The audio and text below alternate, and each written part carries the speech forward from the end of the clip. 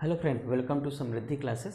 Friends, इस video में हम लोग देखेंगे एंटी पार्किंसोनियन ड्रग में हम लोगों ने क्लासिफिकेशन ऑलरेडी डिस्कस कर चुके हैं। अब हम लोग देखते हैं पहली ड्रग जो उसकी है वो है लियोडोपा।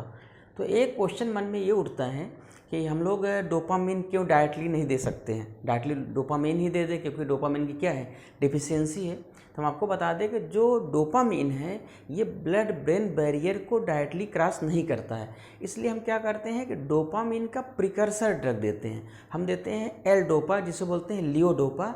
ये क्या करता है कि ब्लड ब्रेन बैरियर को क्रॉस कर जाता है, और जैसे ब्लड ब्रेन बैरियर को क्रॉस करता है ये ब्रेन पहुंचता है, वहाँ पे क्या होता है, एंजाइम के प्रेजेंस में ये कन्वर्ट हो बना लेता है डोपामिन। तो हम लोग यहाँ देखते हैं कि अगर हम बात करें कि लियोडोपा की बात करें तो हमने बताया कि डोपामिन का कोई थेरेप्यूटिक वैल्यू नहीं है, क्योंकि क्या है कि ये ट्रिपल बी को क्रॉस नहीं कर रहा है।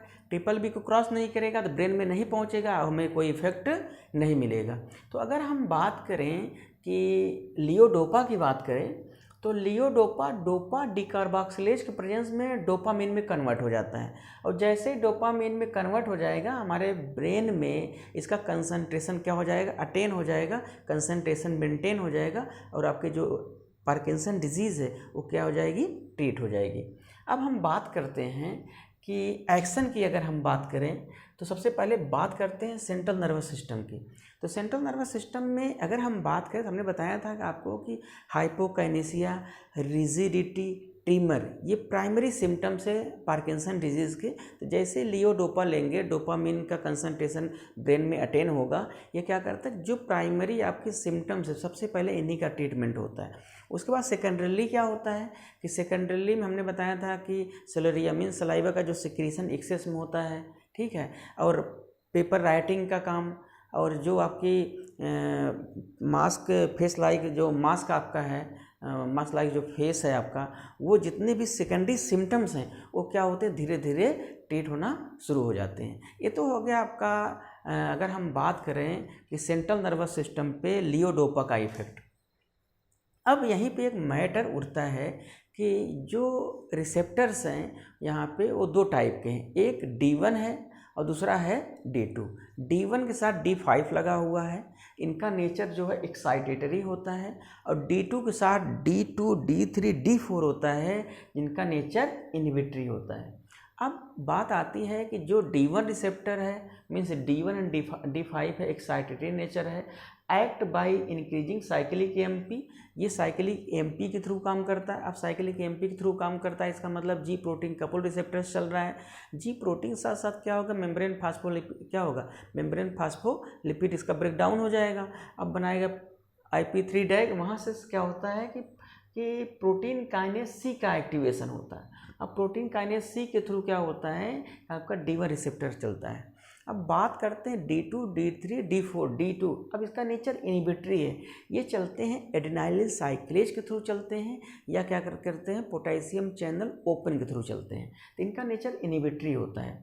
अब हम बात करें अगर कि जो मैकेनिज़्म है उसकी हम बात करने चल रहे हैं, तो देखिए दो चीज़ें हैं, बहुत ध्यान समझेंगे, एक बार में ही आपको समझ में आ जाएगा, बहुत ईजी मैकेनिज़्म है, मस्तिष्क साथ पढ़िए।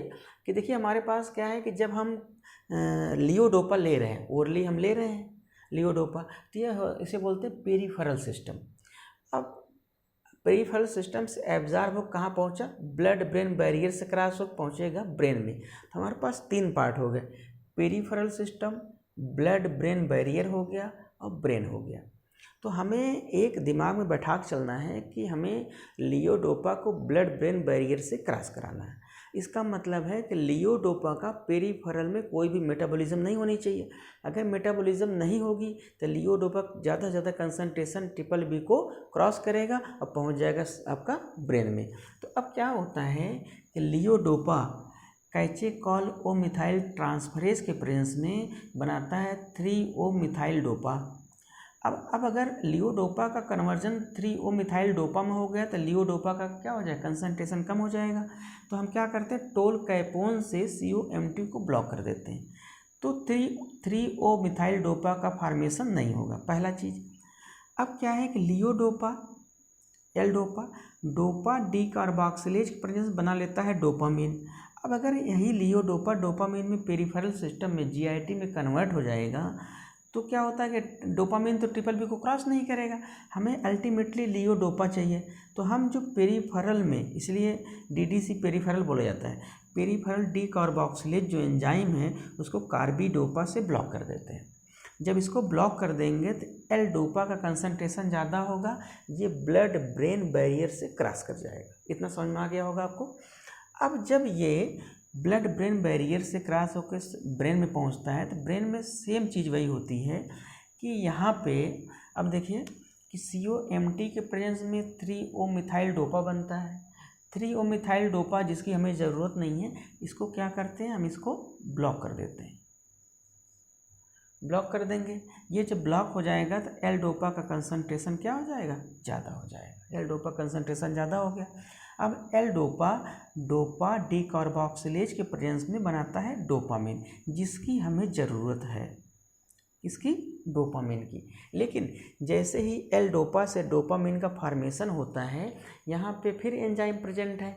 वो प्रेजेंट है कौन सा, माओ बी प्रेजेंट है और COMT प्रेजेंट है। तो हमें क्या है कि डोपामिन का अब जो फर्दर ब्रेकडाउन हो रहा है ब्रेन में, उसको ब्लॉक कर देना है कि हमें भाई डोपामिन का ज़्यादा से ज़्यादा कंसंट्रेशन चाहिए। अगर ब्रेकडाउन होगा तो कंसंट्रेशन क्या हो जाएगा, कम हो जाएगा। तो हम क्या करते हैं कि माओ बी की प्रेजेंस में डोपामिन माओ बी प्रेजेंस डोपैक बनाता है और डोपामिन COMT के प्रेजेंस में 3 मिथाइल आपका 3MT बनाता है, मिथाइल टायरामिन बनाता है। अब क्या करेंगे कि जो COMT माओ बी दोनों एंजाइम को इनहिबिट कर देंगे। जब दोनों एंजाइम इनहिबिट कर देंगे 3MT का फार्मेशन नहीं होगा और डोपैक का फार्मेशन नहीं होगा। अगर इन केस डोपैक बन गया, 3MT बन गया, तो क्या होता है कि ये COMT के प्रेजेंस में माओ बी इनहिबिटर में होमोवैलिनिक एसिड बनाता है, एक प्रोडक्ट बना लेता है, बाई प्रोडक्ट बन जाता है जिसका यूज नहीं है, वो बनाता है होमोवैलिनिक एसिड। हमें अल्टीमेटली क्या करना है कि डोपामिन कंसंट्रेशन बढ़ाना है। तो हम यहाँ पे माओ बी इनहिबिटर देंगे, COMT को इनहिबिट कर देंगे, फिर माओ बी इनहिबिटर देंगे, COMT को इनहिबिट कर देंगे। अब देखिए COMT को इनहिबिट करने के लिए हम लोग लगाते हैं टोलकैपोन। माओ बी इनहिबिटर होता है सेलेजिलिन।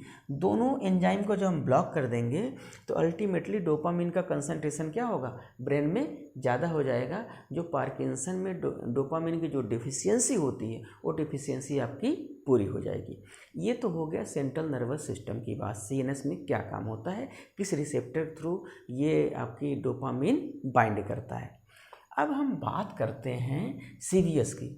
अब CVS में क्या है कि अगर हम बात करें नॉर एड्रेनालिन डोपामिन की, इसे कैटेकोलामिन्स होते हैं, ऑलरेडी हम लोग ऑटोनॉमिक नर्वस सिस्टम में डिस्कस कर चुके हैं। अब यहीं पे एक क्या है, ये अमीनो एसिड डेरिवेटिव्स है। तो हमने बताया कि ये डोपामिन क्या है, ये बीटा रिसेप्टर्स बाइंड करता है। जब डोपामिन बीटा रिसेप्टर्स बाइंड करता है तो क्या करता है कि ये टैचिकार्डिया काज करने लगता है, मीन्स हार्ट रेट को बढ़ा देता है, इसे बोलते हैं टैचिकार्डिया। अब बात करते हैं CTZ chemo receptor trigger zone, जो वोमिटिंग सेंटर होता है, आपको मालूम है, मेडुला ऑब्लांगाटा में। तो क्या होता है कि जब डोपामिन देते हैं तो डोपामिन क्या करता है कि CTZ को स्टिमुलेट कर देता है। जब डोपामिन CTZ को स्टिमुलेट कर देता है तो वहाँ पर नोजिया और वोमिटिंग काज होने लगती है। अब ये तो हो गया आपका CVS और CTZ। अब बात आती है एंडोक्राइन ग्लैंड की। एंडोक्राइन ग्लैंड की बात करें, इसका मतलब हम बात कर रहे हैं हार्मोन्स की। तो यहाँ क्या होता है कि ये प्रोलैक्टिन के रिलीज को इनहिबिट कर देता है, प्रोलैक्टिन के रिलीज को इनहिबिट कर देता है, लेकिन GH मीन्स ग्रोथ हार्मोन्स को एक्टिवेट कर देता है। देखिए, increase growth hormones release, prolactin release को कम करेगा, ग्रोथ हार्मोन्स के रिलीज को बढ़ा देगा। ये तो हो गया एंडोक्राइन सिस्टम। अब हम लोग बात करते हैं अगर फार्माकोकाइनेटिक की, तो यहाँ टोटल हमने आपको बताई दिया। फार्माकोकाइनेटिक की बात करें तो ओरली ड्रग हम ले ही रहे हैं, यहाँ से पेरिफेरल सिस्टम में जाएगा, GIT में जाएगा, वहाँ से एब्जॉर्ब होकर BBB पहुँचेगा, वहाँ से ब्रेन में पहुँचेगा।